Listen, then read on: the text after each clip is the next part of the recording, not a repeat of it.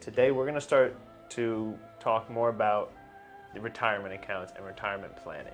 So a little switch up from our last conversation where we were talking about cash flow, saving strategies. Now another type of saving strategy, but more geared specifically towards retirement.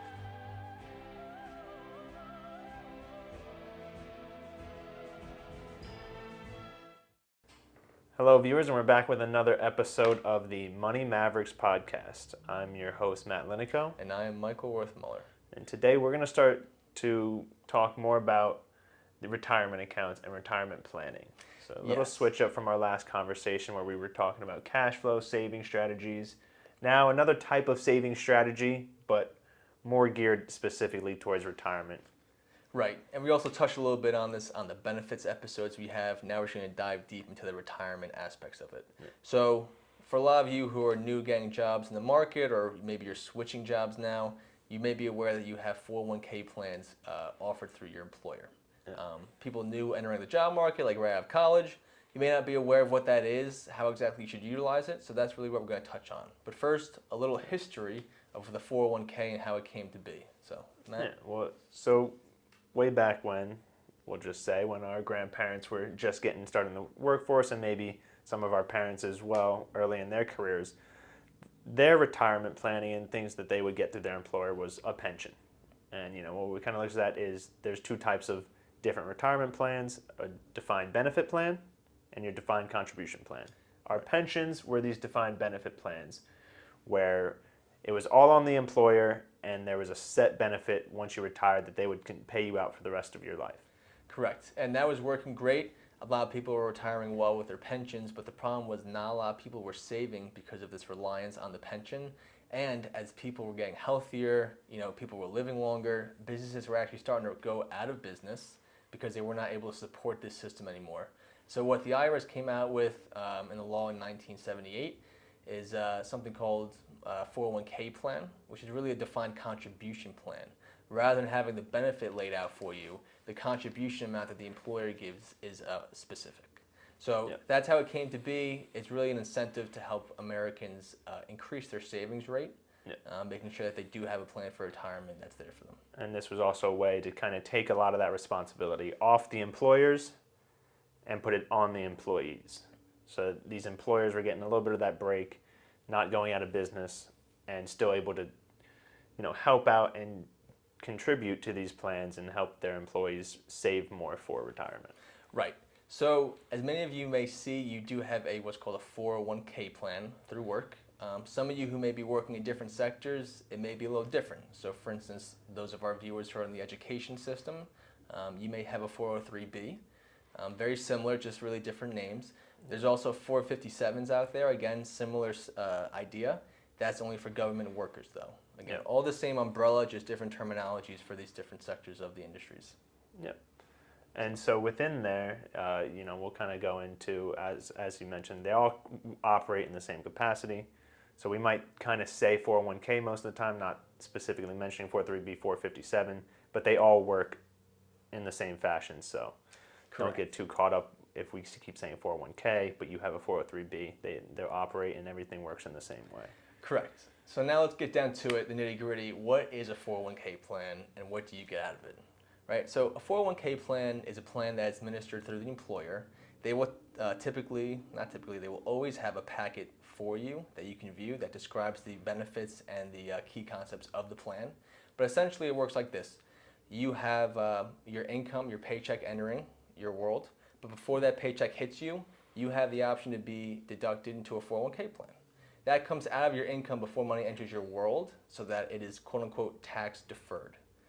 This is nice because it lowers the income amount that you have for the year to pay taxes on. And it's really pushing that contribution to an account that at a later point, retirement, that is when it's withdrawn and you'll be taxed at that rate.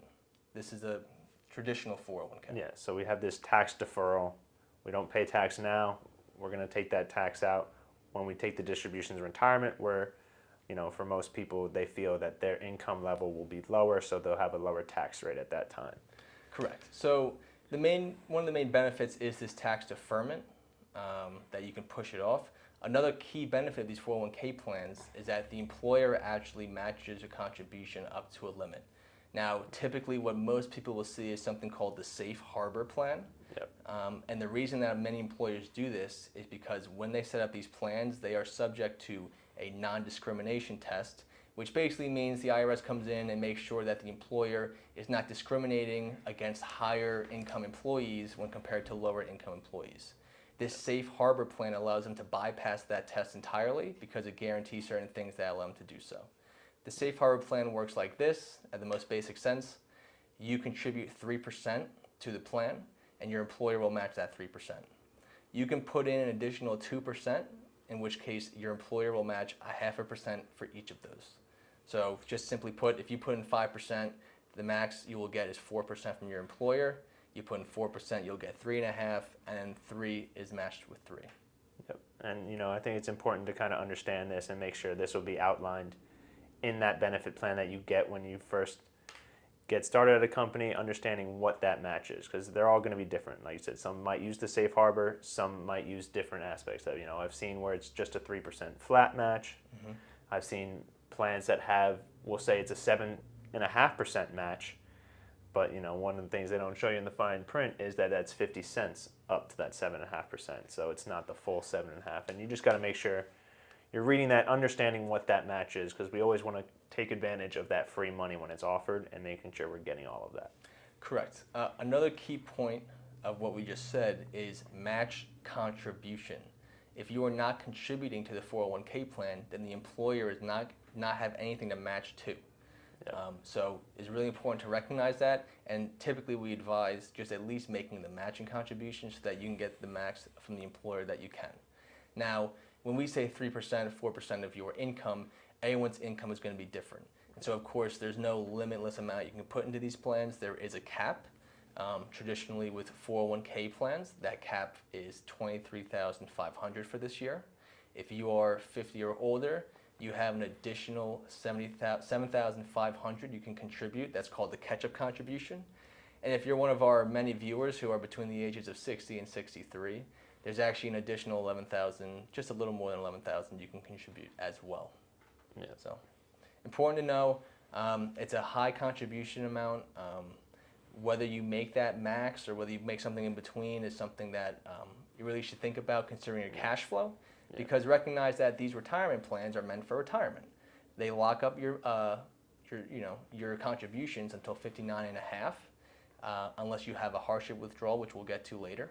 But these are meant for the future. So putting an excess amount of cash flow into these plans and not having enough for you now for your savings goals could be detrimental. Yeah, and like you kind of mentioned, that 59.5 mark, anything that you would take prior, they allow it, but you get hit with a 10% penalty as well as having to pay tax on that money that you take out as a distribution. So it's really a detriment to you to pull that money out early, so you never want to try and touch the money in a 401k until you reach that retirement age. Or, like we mentioned, there's certain hardship exemptions that we'll talk about later. Yes. Now let's briefly discuss the investment options that typically come with these 401k plans. So 401k plans that are meant through employers are a bit limited in structure with what they offer.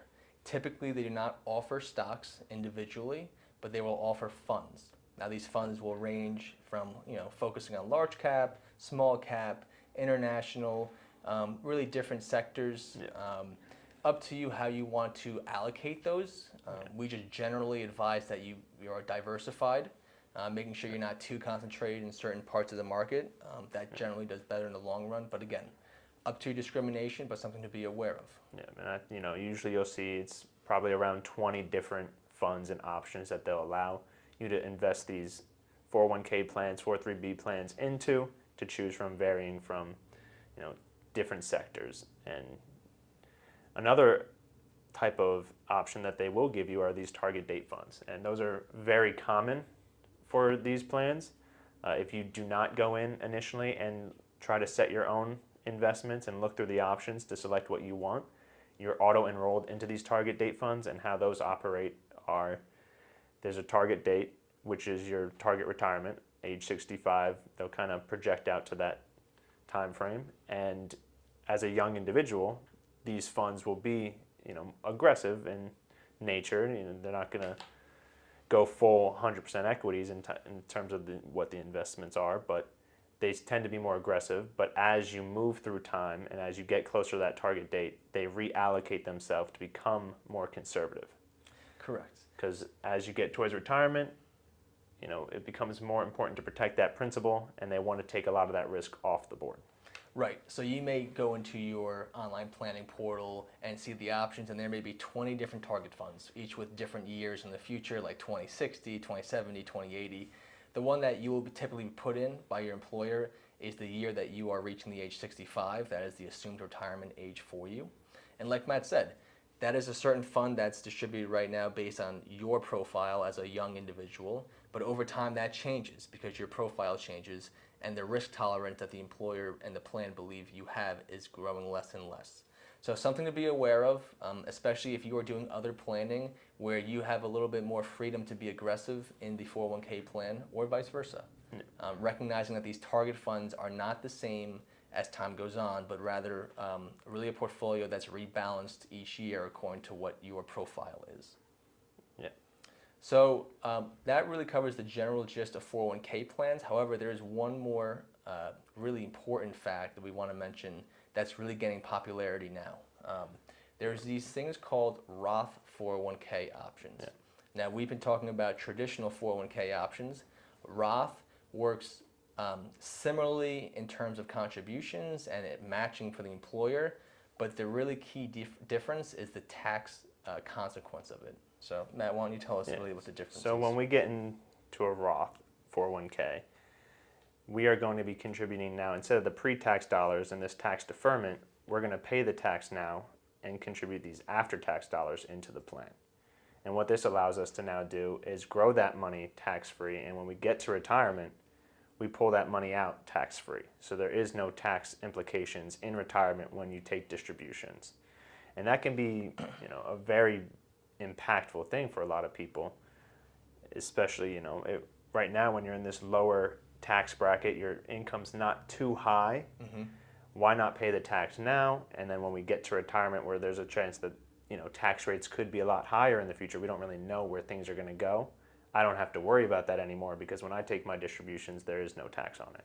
Correct. So like Matt said, really younger individuals typically, but anyone who's at a lower income bracket and believes that their income's only going to be going up in the future, a Roth is a really great option to lock in the tax at the income you are at now, and recognizing that both the growth inside of the 401k for your Roth contribution as well as the withdrawal is all tax-free. Now, something else really important to keep in mind, the employer, when you make a Roth 401k contribution, the employer is still contributing to the traditional 401k. So the employer's contribution will never be the tax up front and free withdrawal tax-free later. So what kind of occurs is they're going to continue to take that pre-tax because they get the tax deduction as a company on their income, and it kind of creates two separate buckets in your retirement plan. You have your Roth plan that you're contributing to and the traditional side that the employee matches are going into. So it's just, it might be a little tricky, but just understanding that you have two different buckets. Depending on which one you're pulling from in retirement, there could be tax implications as the match side, and on your contributions in that tax-free side, there will obviously be no taxes on distribution. Yeah, and again, this is really important to stress because really besides Roth 401k's and IRAs, which we'll get to in a second, there's very limited amount of tax-free buckets of income that you can contribute to and grow for yourself for retirement. We've covered HSAs before in a previous episode. That's another asset that we can contribute to where you can get tax-free benefits out of it if you used a certain way. Roth is another great option, especially for younger individuals who are really in a low income bracket right now. Yeah. So really important to consider locking in those taxes, knowing that the growth and the withdrawals will be tax-free in the future. Yeah. So I think that covers it for the 401k part. I think we now move to the IRAs, right?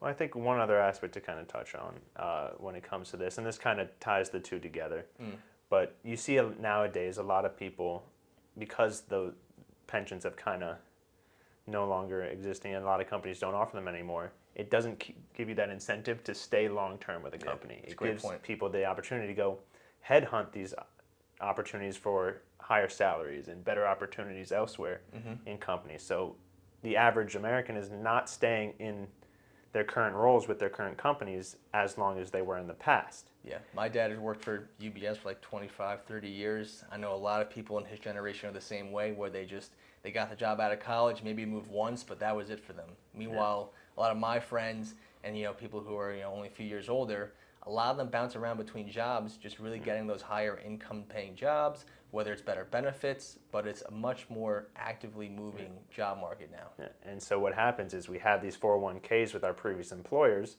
that kind of stay stagnant now once we leave the company, because now we're not contributing. The employers are obviously not going to be matching anymore. And what you're able to do at this point is something called a rollover. And this allows us to kind of roll that account into another account that we own that allows us now to continue to contribute to it, continue to grow it, and not leave it sitting stagnant kind of in the background.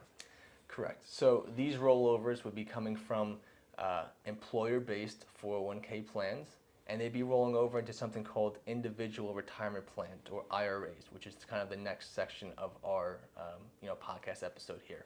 So the rollover is coming from employers, previous employers. You can do that as many times as you want through as many employers as you have. But the only thing to keep in mind is if you are bouncing from job to job frequently, there are certain vesting periods that you have for your employer contributions. Now what this means is as you're contributing to a 401k plan at work, that is your money. So obviously you own all of that. Now the vesting schedule, when I say vesting, I really just mean ownership.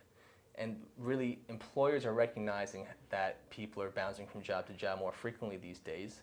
So they have a vesting schedule where you only have ownership of the employer contributions after a certain amount of years. And each year that goes on, your vesting amount grows more and more. Now, if you were to leave the company before that vesting period is 100%, then a certain percentage of the employer contribution is no longer vested towards you. Yeah. Right. So that's important if you're bouncing around between jobs a lot. Recognizing that the employer contribution may not be entirely vested for you. Yeah. Right. So yeah, just something to keep in mind. Take a look at if you are planning to do a rollover.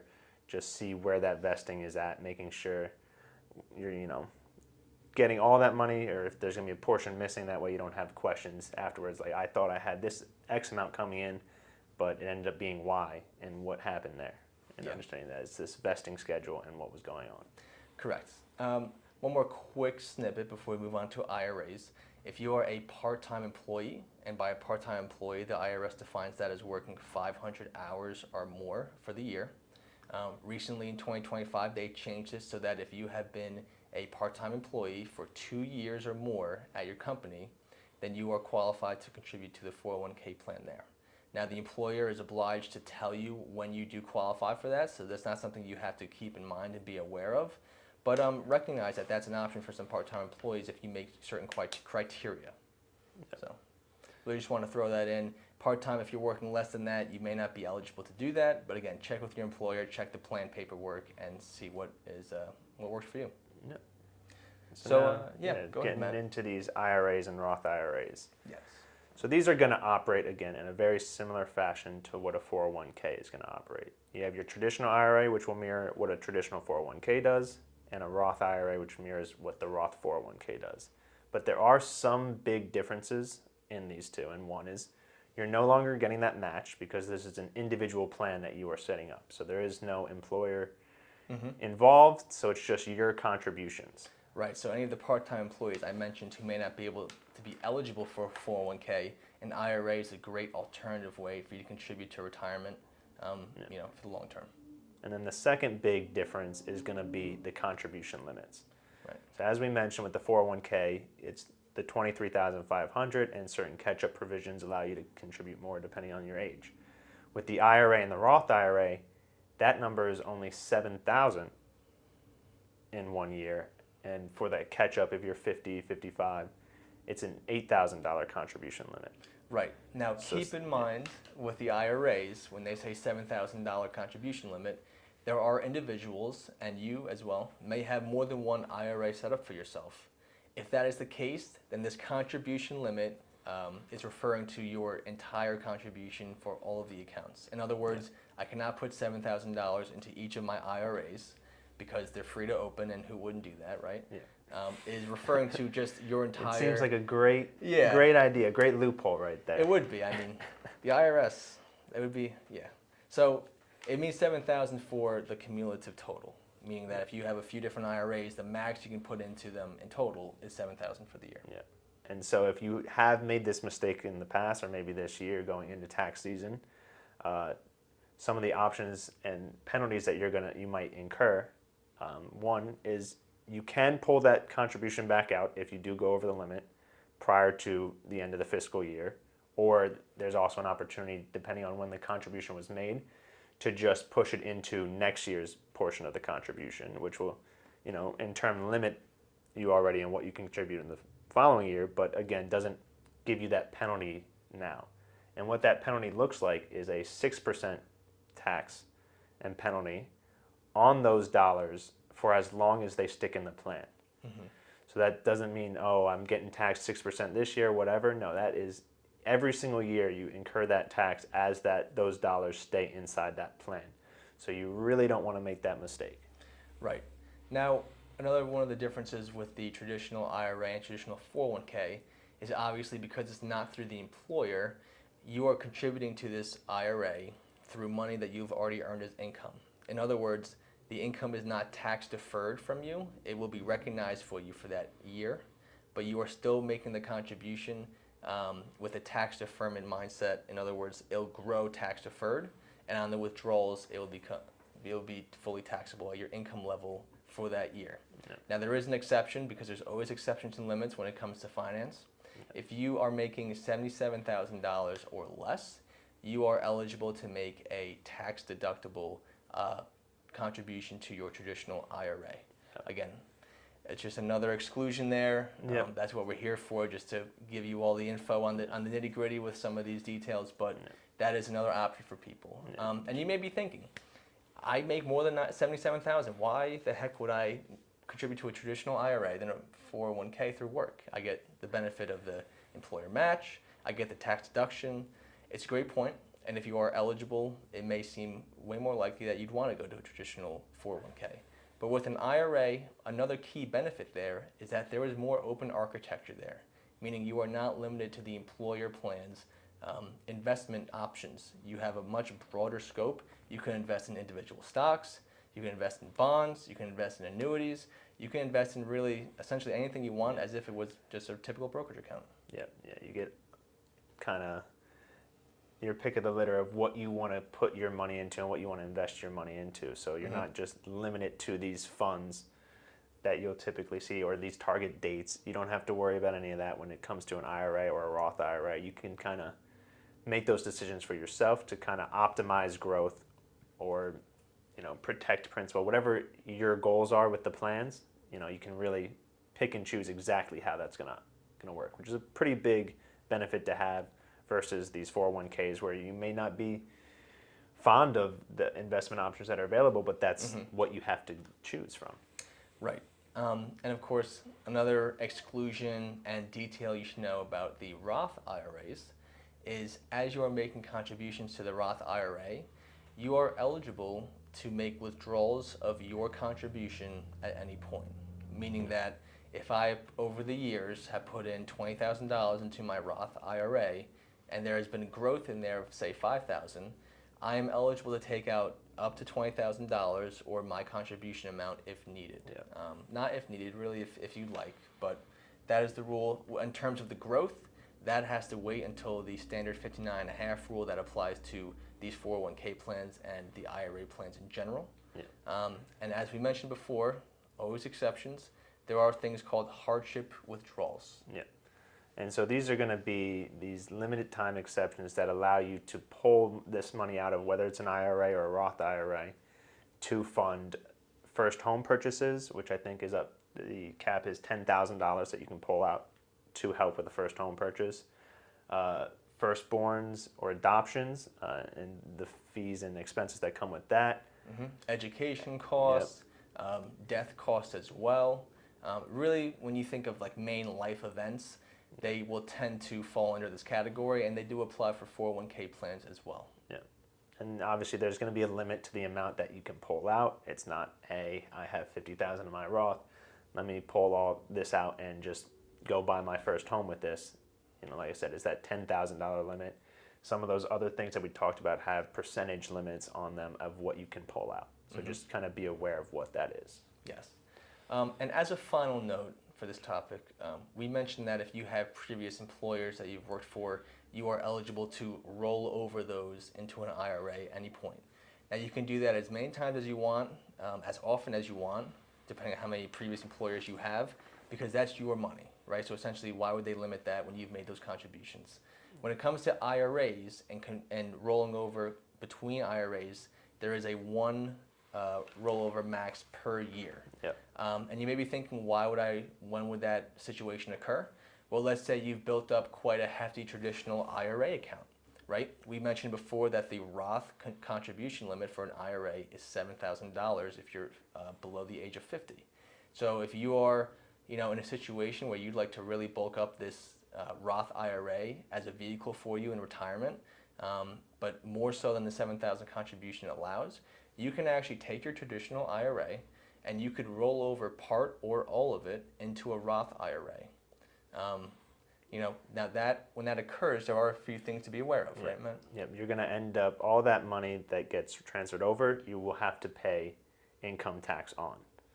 So obviously when we talk about that Roth, it's an after-tax contribution. So when we take pre-tax money to put it in there, we haven't paid tax on any of that, so they will make you pay the tax when that rollover occurs.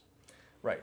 And, unfortunately, we can't sneak that one behind the IRS. They do recognize that you are contributing to traditional 401k's and traditional IRAs with a tax deferment.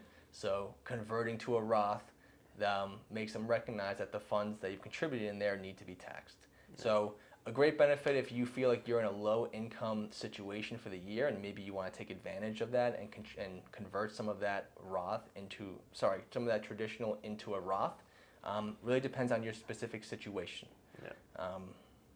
So I think that about covers most of the general information. Yeah, well, there's one last point that when it comes to the Roth specifically, there is an income cap on the Roth as well. If you go over $150,000 in income, you can no longer contribute to a Roth. So just one more thing to be aware of. If you happen to be a high income earner and you were thinking about opening a Roth, you may not be eligible for those contributions. So, right. And it's a bit counterintuitive because at some point when you're making $150,000, $170,000, $200,000, you're kind of losing the benefit of being in that low income tax bracket to make the conversion anyway, or the contribution. Yep. So just something to keep in mind. A lot of high income earners may not be eligible for the Roth IRA, in which case, a Roth 401k is a great option for them, or just going the traditional route and doing some sort of conversion, whether it's a backdoor conversion or whether it's just traditional. Yeah, absolutely. So that about covers it up. I know we covered a broad range of topics today with the retirement plans and kind of the types, the details, the contribution limits, and the exceptions. It could be a bit overwhelming. So if you find yourself in a situation where you're starting a new job, or you're moving to a new job, or maybe you're even planning for retirement and you want to know how the withdrawals and all of that works, please feel free to reach out to us. You can reach us out through our YouTube channel. We have our email as well. Yep. Or, of course, reach out to CNA Financial Group in Walton, New Jersey, where we are located, and give us a call here. We're happy to help in any way we can in terms of just helping educate you on what you have and providing some advice on, cash flow planning and general overall goals. Right. Absolutely. And like I said, we went over retirement today, but don't, if you have other questions surrounding anything in the financial planning world or landscape, feel free to reach out to us about that too. I know we're touching mainly on retirement right now, but obviously being young, that's something we're not all thinking about. So take a look at some of our other videos on the channel, and there might be something more tied to your situation currently. Right. All right. That about wraps it up for us. Thank you again for joining another episode of Money Mavericks. I'm your host, Michael Worthmore. I'm your other host, Matt Lenico. Take care, and we'll see you next time.